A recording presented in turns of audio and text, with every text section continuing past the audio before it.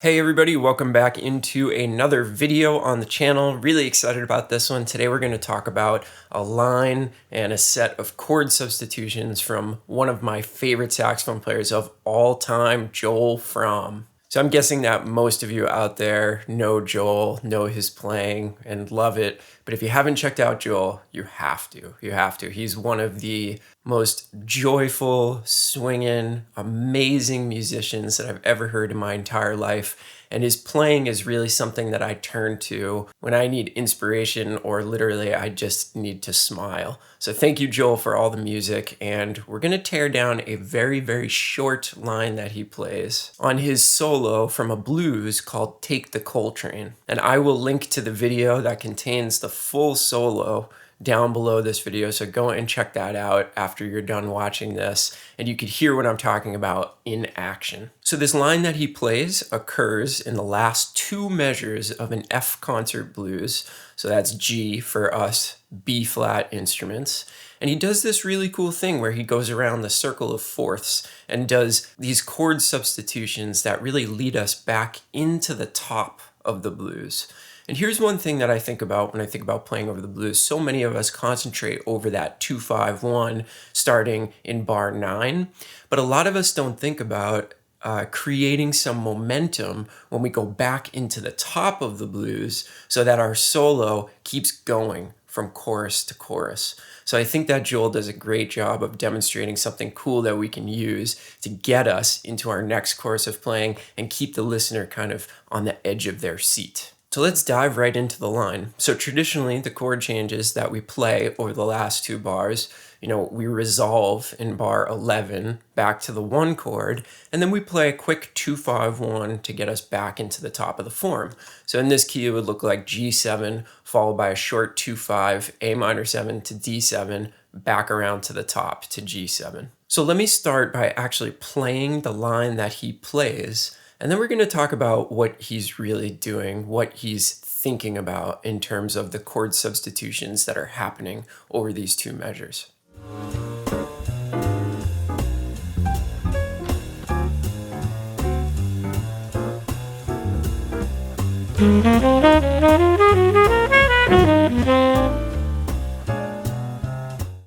So that was kind of quick. Hopefully you didn't miss it. Here it is one more time just to hear that line again before we talk about it.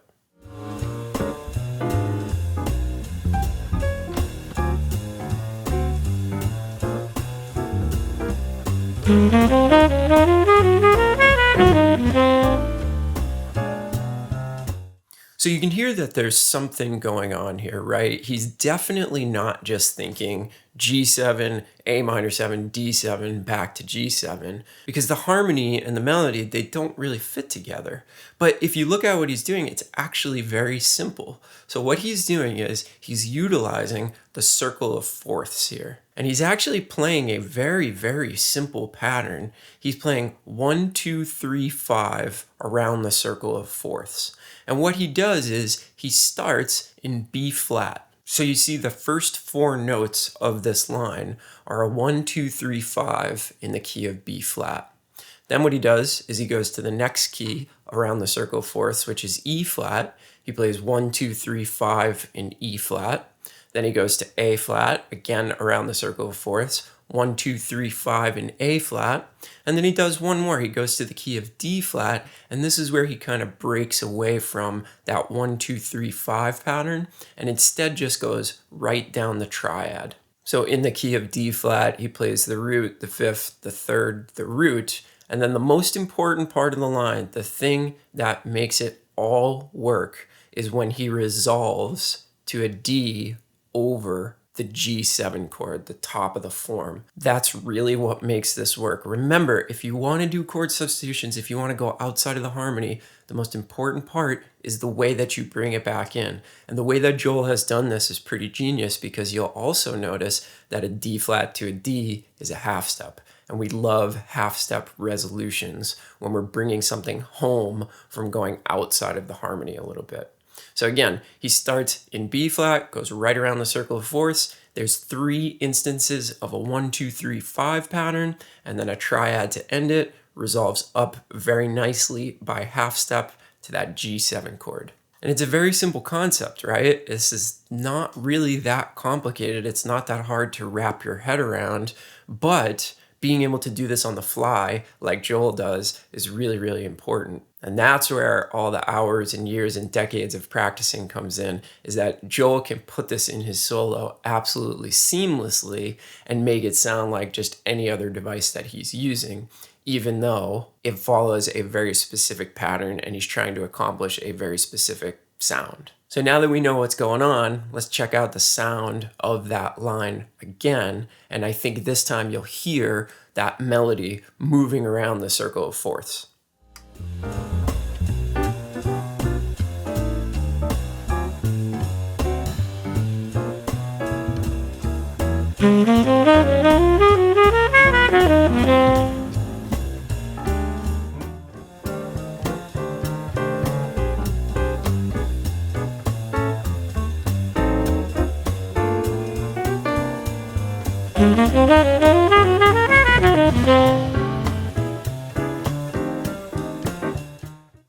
Now, how should you take this and use it in your own playing? Well, what I think you should do is just take the chord changes, just take the substitute chord changes and start coming up with your own patterns. You know, a 1, 2, 3, 5 is not the only pattern that you can use with this substitute harmony. Go through it, try playing triads, try playing seventh chords. Come up with your own little scale pattern to use over this. Experiment, figure out what sounds good and what doesn't, and then eventually you can start putting this sound into your own playing, which is really the whole point of studying the solos of the masters like Joel Frahm.